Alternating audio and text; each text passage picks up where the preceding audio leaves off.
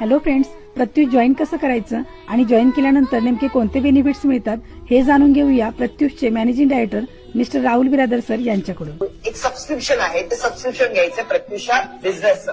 हे सबस्क्रिप्शन घेतल्यानंतर तुम्हाला काय काय मिळणार आहे? हे सबस्क्रिप्शन घेतल्यानंतर तुम्हाला मिळणार आहे ती म्हणजे लाईफ टाईम ट्रेनिंग फी.